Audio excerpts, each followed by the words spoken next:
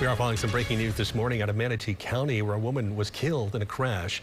Bradenton police say they were called to the scene on 8th Avenue last night, and that's where they found the woman with extensive injuries. They say she died a short time later.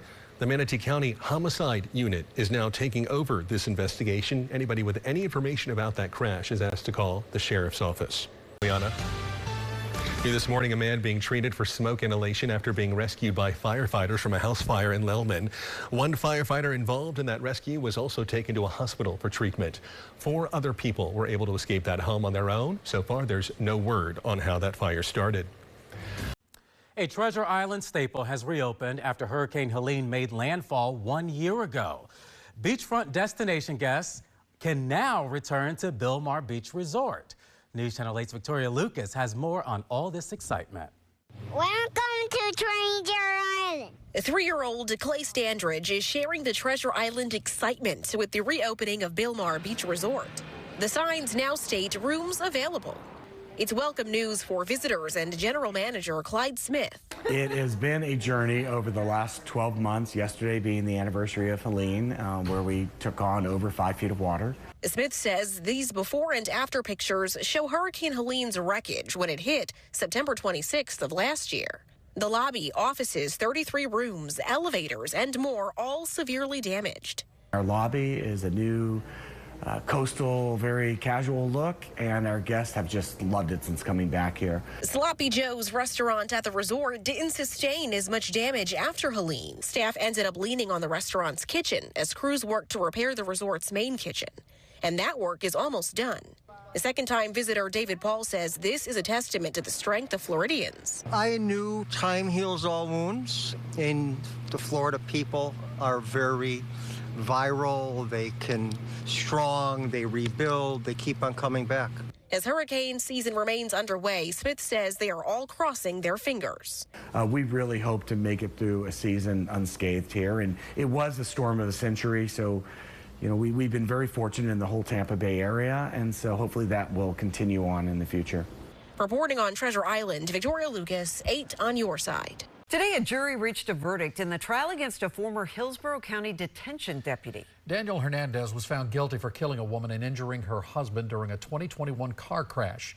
News Channel 8's Alessandra Young spoke to the victim's family. I spoke with the victim's sister and husband, and they say they felt this huge sigh of relief when the verdicts were read. Even though they say this will never bring her back, they feel as if justice has been served. The emotions were high and tense in a Hillsborough County courtroom as the jury's verdict was read aloud Friday. The defendant is guilty of vehicular homicide as charged. She shouldn't have been taken from us, and I hope he gets the maximum sentence. Krista Richter's relatives say life has been hard without her these past 4 years. I was very relieved to know that there was some justice served, and my sister, her soul can go on now. It's been rough. It's been a rough 4 years, and a lot of different things went into the aspect of getting to this point. And yet we still have to go through sentencing. In August 2021, Krista and Peter Richter were driving along Dale Mabry Highway after eating at a restaurant.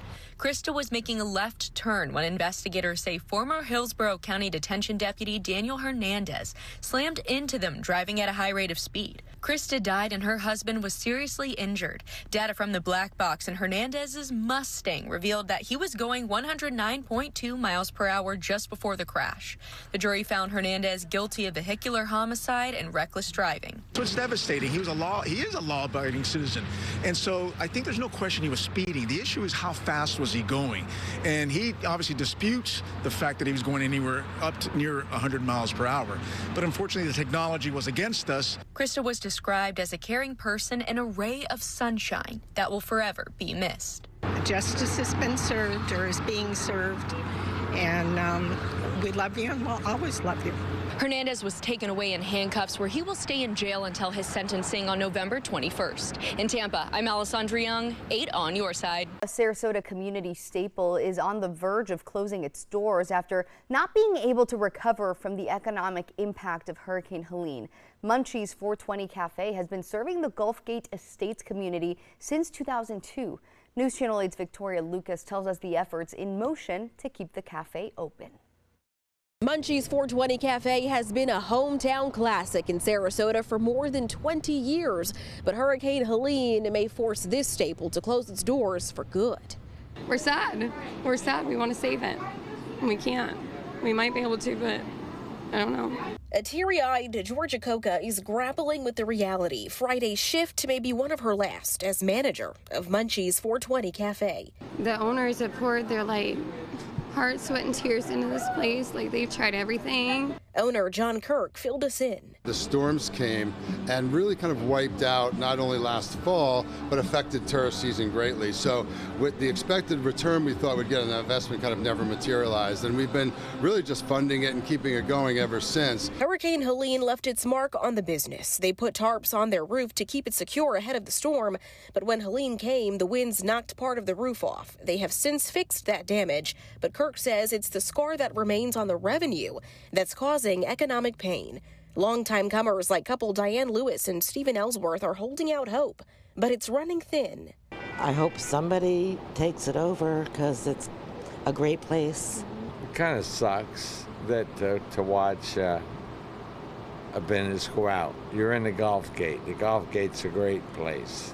Kirk says they created a GoFundMe hoping to raise $50,000 to stay afloat, but that goal has not been reached, and funding the costs out of pocket has become unsustainable. We were down probably 40 to 45% from where we should have been in revenues. Now, if you talk about dollars and cents, that equates to several $100,000 over the course of that tourist season, from let's say February through to May. Employees like Lexi Hawkins are remaining hopeful no matter the outcome. Hopefully it doesn't go and, things can keep rolling. But even if it does, everything happens for a reason. We're still all like family here, so. Kirk is inviting folks to come out this weekend to have their last Fat Sandy, but adds it may not be their last. It all depends on community support at this point. In Sarasota, Victoria Lucas, 8 on your side. I don't think that a lot of people today understand with freedom you have responsibilities. And that may be a cause of some problems. People are now allowed to openly carry a gun in public. Our Polk County Bureau reporter Stacy DeSilva is joining us live in Lakeland to remind us that there are still some rules we need to follow. Stacy. Yeah, Keith, that's right. People are allowed to have guns in the same places they were before this went into effect. So wherever guns were not allowed before, they are still not allowed now. Some gun proponents advise people, though, to still conceal carry. That includes Polk County Sheriff Grady Judd. The law now says you can carry it openly. That's the law. I'm not a fan of that. Sheriff Grady Judd is a self-described big Second Amendment guy, but he says open carry eliminates the element of surprise. If you expose a firearm, you're making yourself a target, and you're telling the bad guy, I can rip this firearm off of this old man or this old lady, and then use it against them. Law enforcement in the state will no longer be enforcing the state's open carry ban after an appellate court struck it down. Put a suppressor right out here. Al Delatorre owns Guns Galore in Lakeland. He expects holster sales to increase. Like the sheriff, he prefers concealed carry. That believes personal choice. I agree with the extra freedoms, but I think you also have, again, be responsible. When asked about the change going into effect Thursday, Governor Ron DeSantis said he is for open carry. When you say that the sky's going to fall if you have open carry, well, I can look at 40 plus other states that have it, and I haven't seen the sky fall. Still, guns are not allowed in certain areas, including on school property or governmental buildings. Private businesses can also prohibit firearms. Once it's clearly posted, if you go there with a firearm and they ask you to leave and you don't, you resist, you become angry, then you're armed trespassing.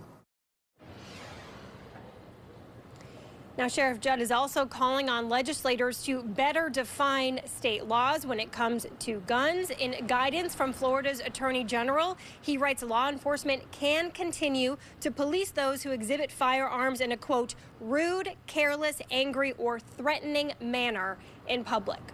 Reporting live in Polk County, I'm Stacy DeSilva, 8 on your side.